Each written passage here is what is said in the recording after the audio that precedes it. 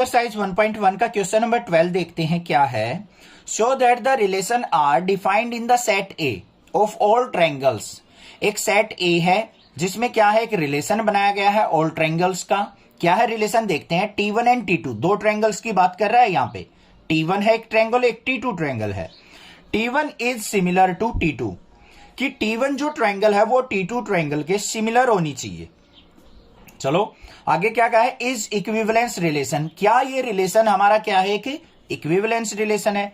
Consider three right angle triangle T1 with side this, T2 with side this, T3 with side this. Which triangle among T1, T2, T3 are related.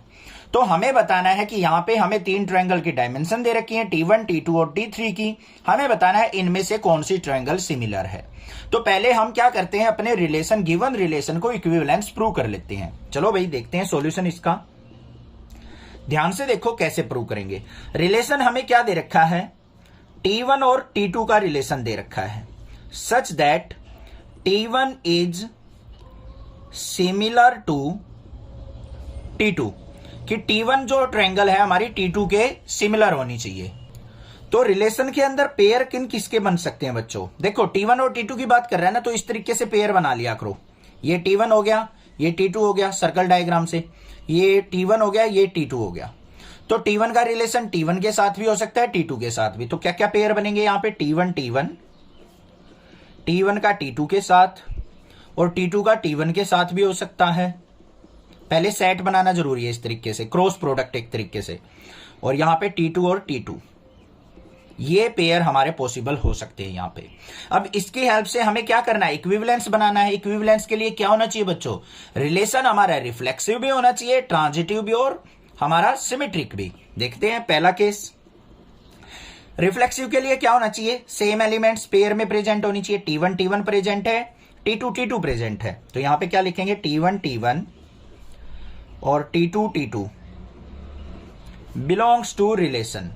दोनों क्या है, relation से belong कर रहे हैं। सो this is reflexive, this is reflexive relation. हो गया, clear है भाई। सेकंड वाले पे चलते हैं। अब इसमें क्या है देखो, T1 T2 और इसका उल्टा T2 T1 दोनों प्रेजेंट है रिलेशन में। तो यहां पे क्या हो गया, T1 T2 और T2 T1 belongs to relation, दोनों बिलोंग्स टू रिलेशन है। So this is symmetric, this is symmetric.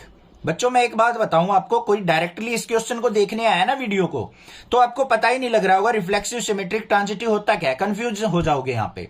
एक बार इंट्रोडक्शन देखो, स्टार्टिंग से क्वेश्चन करो, नेक्सा क्लासेस से सारे क्वेश्चन समझ में आएंगे, ये गारंटी है। ऐसे बीच बीच में से भागोगे ना, कभी कोई क्वेश्चन पे, कभी किसी क्वेश्चन पे, कभी किसी में, कुछ नहीं होने वाला। एक सीरियल बनाओ, एक मेथड बनाओ कि हमें नेक्सा क्लासेस से डेली के 6 क्वेश्चन 8 क्वेश्चन हमें वीडियो देख के समझने हैं रेगुलरली। सारे क्वेश्चन ना क्लियर होना तब बताना मुझे। और कोई भी डाउट आएगा, मैं बैठा हूं, चिंता मत करो यार, मैं हेल्प करूंगा आपकी। आप चैनल को सपोर्ट करो, मैं आपकी हेल्प करूंगा, चिंता मत करो। 2 काम हो गए हमारे। अब तीसरे पे चलते हैं। अब हमें क्या चाहिए, ट्रांजिटिव चाहिए। ट्रांजिटिव में क्या होता है बच्चों, अगर A, B belongs to R है और B, C belongs to R है, तो हमारा A और C भी क्या होना चाहिए, बिलोंग्स टू R होना चाहिए। तब हम उस रिलेशन को क्या कह सकते हैं, ट्रांजिटिव। तो देख लेते हैं भाई, यहां पे T1 T2 बिलोंग्स टू क्या है, R, और T2 T1 ये भी बिलोंग्स टू R है। तो T1 और T1 भी तो हैं बिलोंग्स टू R। तो यहां पे क्या लिख देंगे हम, T1 T1 belongs to R। या फिर दूसरा केस क्या कर सकते हैं हम, ध्यान से सुनो। 2 ट्रायंगल की बजाय मान लो 3 ट्रायंगल होती है हमारे पास, वो हमें एज्यूम करनी होती है ट्रांजिटिव के केस में। तो यहां पे क्या लिख देंगे, T1 T2 belongs to R है और T2 T3 belongs to R है। तो T1 और T3 ये भी क्या होगी हमारी, बिलोंग्स टू R होगी। क्यों होगी, ध्यान से सुनो बच्चों। अगर T1 जो है T2 के सिमिलर ट्रायंगल है, और हमने मान ली T2 के सिमिलर T3 है, ध्यान से देखो, T1 इज इक्वल टू मान लो T2 है और T2 is equal to T3 है, तो भाई T1 और T3 भी तो इक्वल होंगे। तो यहां पे भी हमें क्या करना है, T1 T3 क्या है हमारी सिमिलर है, तो ये भी बिलोंग्स टू आर होगी, तो ये क्या हो जाएगा हमारा ट्रांजिटिव रिलेशन। ट्रांजिटिव रिलेशन, तो यहां पे क्या कर देंगे हम, गिवन रिलेशन इज इक्विवेलेंस, बस, क्योंकि ये रिफ्लेक्सिव भी है, सिमेट्रिक भी और ट्रांजिटिव भी। हो गया क्लियर। आगे हमें क्या दिया है, 3 ट्रायंगल दे रखी हैं। T1 की डायमेंशंस क्या है बच्चों, 3 4 5। T2 क्या दे रखी है हमें, 5 12 13। और T3 क्या दे रखी है, 6 8 10। ये ट्रिपलेट दे रखी है हमें राइट एंगल ट्रायंगल की। अब हमें इनमें से देखना है कौन सी ट्रायंगल कौन सी के साथ रिलेट करती है, और रिलेट भी कैसे करनी चाहिए, एक सिमिलर ट्रायंगल होनी चाहिए, क्योंकि रिलेशन यही दे रखा है, सिमिलैरिटी चेक करनी है हमें। सिमिलैरिटी के लिए क्या होना चाहिए, यहां पे देखो T1 और T2 की कोरस्पॉन्डिंग रेशो इक्वल नहीं है, but T1 by T3 3/6 equal to 4/8 equal to 5/10 है। रेशो देखो यहां पे क्या आ रही है हमारी, 1/2 आ रही है सभी की।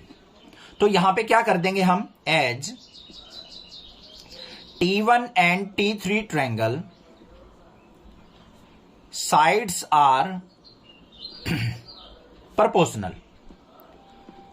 proportional so T1 and T2 similar और T1 and T3 similar। बस ये रिलेशन हो गया हमारा T1 और T3 का, कि T1 और T3 हमें सिमिलर मिली है। समझ में आ गई बात। कोरस्पॉन्डिंग रेशो अगर साइड्स की इक्वल हो, उनकी रेशो क्या हो, सेम हो, तो हम कह सकते हैं दोनों ट्रायंगल क्या आपस में सिमिलर है। बस ये चीज करना था। समझ में आ गया होगा क्वेश्चन, कोई दिक्कत की बात नहीं है। कोई भी प्रॉब्लम लगी, थोड़ा सा ध्यान देना जरूरी है भाई रिलेशन एंड फंक्शन में, मैं बार बार बोल रहा हूं। इतना आसान चैप्टर नहीं होता, बच्चे तो इस चैप्टर को छोड़ के ही चलते हैं, बट फिर भी मैं सारे क्वेश्चन करवा रहा हूं अच्छे से। थोड़ा सा दिमाग लगाओगे, थोड़ा सा टाइम लगाओगे इस पे, तो गारंटेड समझ में आ जाएगा। बाकी मैं बैठा हूं, चिंता मत कराओ किसी बात की। क्लियर है। Thank you students for watching next classes video. Channel को सब्सक्राइब कीजिए, ज्यादा से ज्यादा शेयर कीजिए।